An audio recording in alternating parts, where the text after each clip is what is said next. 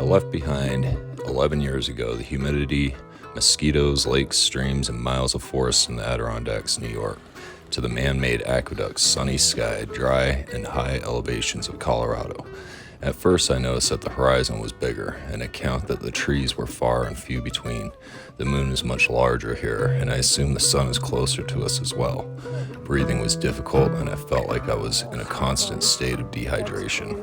You need to drink a couple quarts a day here. Funny thing is, I do not remember drinking water back in New York.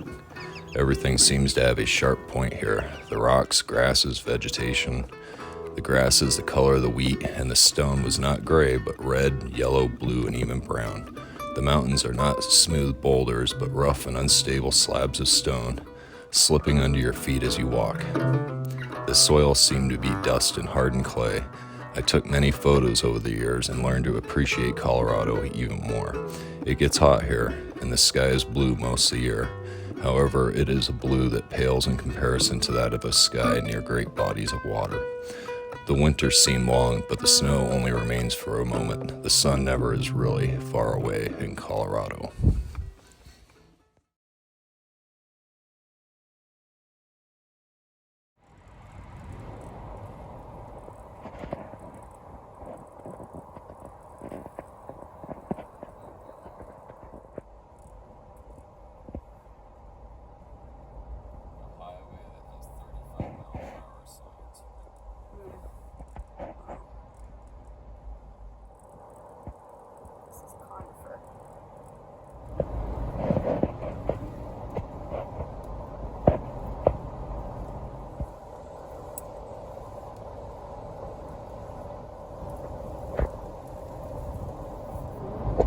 It's a nice.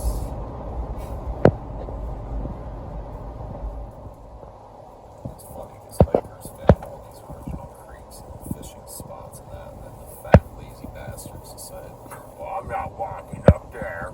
We're gonna have to get a bulldozer. Just bulldoze all these roads in here. Yeah, I don't care. Is that the way it happened? That's how it happened. On a little log cabin. Or a little tiny house. It's basically.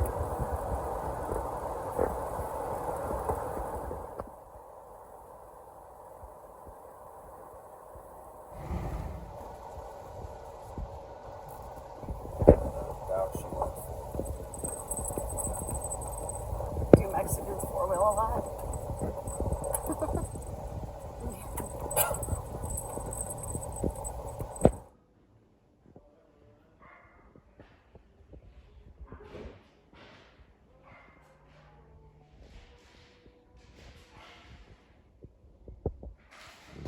So, waking up at Pike Peaks Paradise Bed and Breakfast. I want to cut this tree down though. Maybe bulldoze these poles down, but that's for weddings and caterings. Oh, maybe tomorrow I'd like to go up those right. Let's see right there. Those are a little ridge line. I don't know what they call that, but I'd like to go up that. I'm not going up. He called it the Crags, I think. So this is Pikes Peak. Yep, sorry. It's early, I haven't had my coffee. On the other side of that's NORAD's bomb shelter. Cheyenne Mountain. So you can imagine trying to nuke that mountain and get to that bunker. You're gonna have a hard time doing that. My friend Carrie's gonna tell you the advantages of bed and breakfasts over hotels. You usually get like a breakfast every morning that's nicely cooked, and it's usually the nicer bed and breakfasts are more comfortable than hotels. Usually they have like really nice beds, and like where we're staying at right now, we have this humongous deck with this beautiful view, and I don't think that you would ever get something like that at a hotel unless you paid a ton of money. And it's just a more personal feel, and you're supporting local small businesses, which I like too. And our room has a hot tub in it, which is cool. We do have a hot tub. Checked it out last night. Stay left. No, stay left.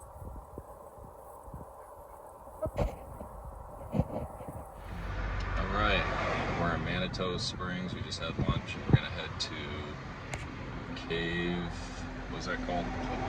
It's the Cave of the Winds, and we're gonna be down underground. Well, it's really hot up here. It's gonna be cold down there, and hopefully I can film in there. They might not allow me to though, but okay, we'll see.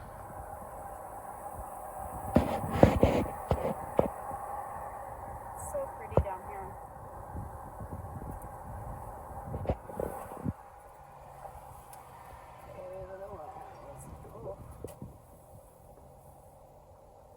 Up the hill. Everything's up a hill here right now. Oh Lord, Doug, you're going fast. God.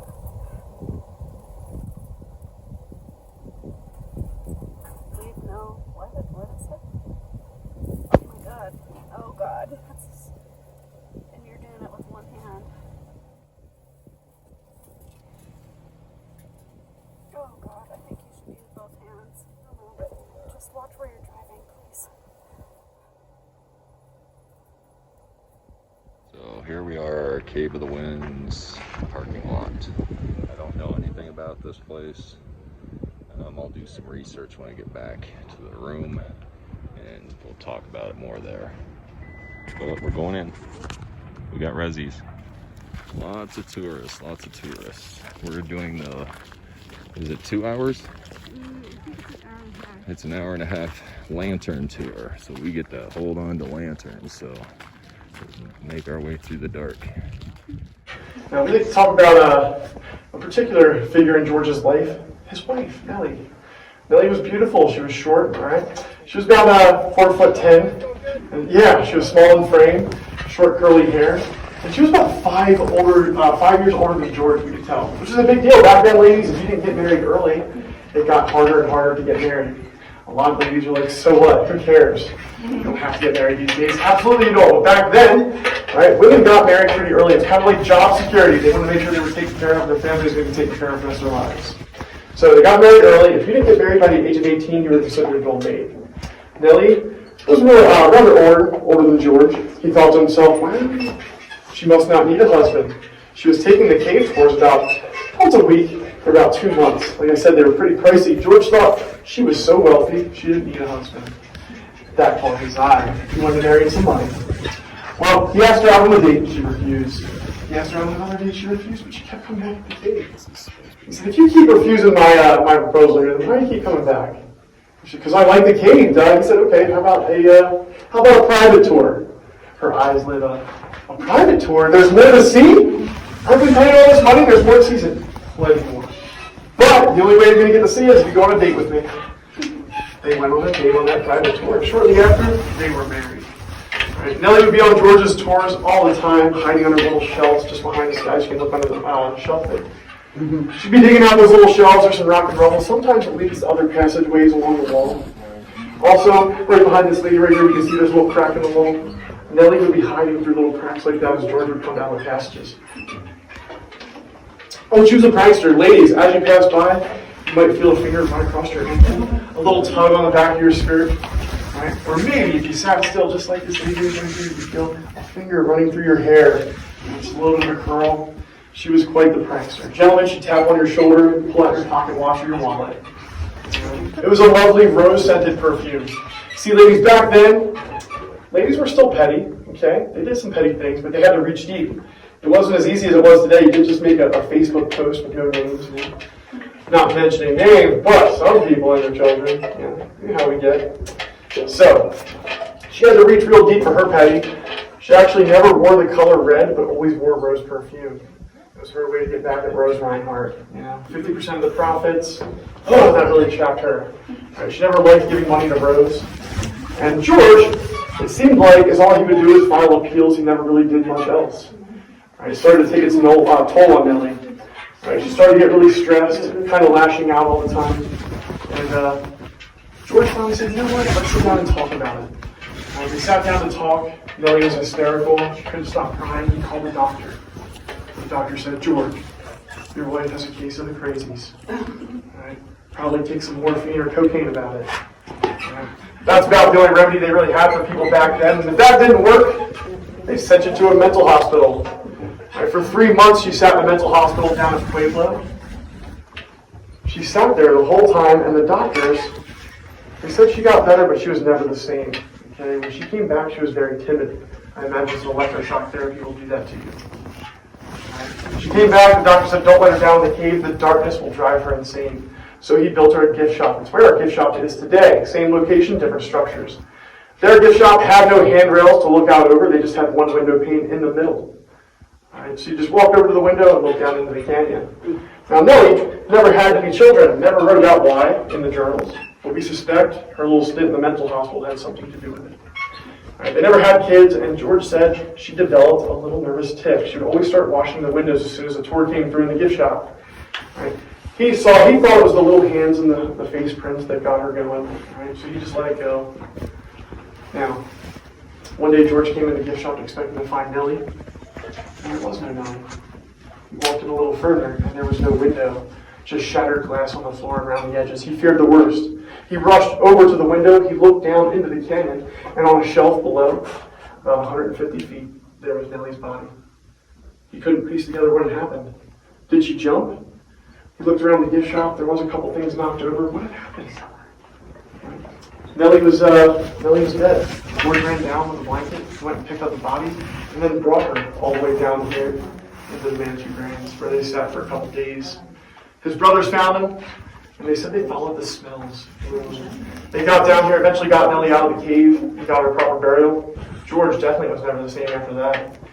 Always paranoid, thinking that Reinhardt possibly hired somebody to mess up that gift shop. And Nellie, being the woman that she was, decided to fight back. And maybe they took it a little too far, tossing her around the edge. Or maybe all those lawsuits, all that little stay in the crazy house took its toll on Nellie. Right, we're going to make our way through here. This is that 250-foot passageway. It's that 42-inch clearance. You're going to have to duck down. Right? Did anybody have problems making it through this one? No. Right, nobody's really worried about this. It's going to take you some time, about 2 minutes. Don't worry. Like I said, I'm going to keep moving, and I will stop and wait for you guys. All right, follow me up here. Let's get started.